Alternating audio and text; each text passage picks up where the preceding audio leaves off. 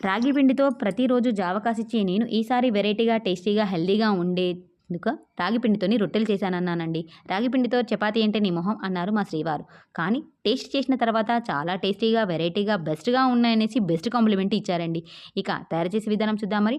ఇప్పుడు ఒక స్టవ్ మీద బౌల్ పెట్టేసేసుకొని ఒక వరకు రాగి పిండి పోసేసుకొని పచ్చివాసన పోయేంత వరకు ఫ్రై చేసుకున్నాక దాన్ని ఒక బౌల్‌లోకి ట్రాన్స్‌ఫర్ చేసేసుకొని సన్నగా తరిపెట్టేసుకున్న క్యారెటు, కొత్తిమీర, ఉల్లిపాయ ముక్కలు, పచ్చిమిర్చి ముక్కలు, రుచికి సరిపడా ఉప్పు వేసి కలిపి కొద్దిగా గోరువెచ్చని నీళ్లు పోసేసుకుంటూ ఇలా చపాతీ పిండిలాగా కలిపి పక్కన పెట్టుకోవాలి. తర్వాత ఒక పాలిథిన్ కవర్ మీదకి ఆయిల్ అప్లై చేసేసి కొద్దిగా పిండి తీసేసుకొని చపాతీని ఒత్తుకున్న తర్వాత వేడిగా కలుతున్న పెనం మీద వేసేసుకొని దోరగా 2 సైడ్స్ కాల్చుకున్న తర్వాత మనకి కావాల్సినన్ని చపాతీలు చేసేసుకొని వేడిగా ఉన్నప్పుడే ఉల్లికారంతో కానీ కొబ్బరి పచ్చడితో కానీ నంచుకొని తింటే టేస్ట్ భలే ఉంటుందండి.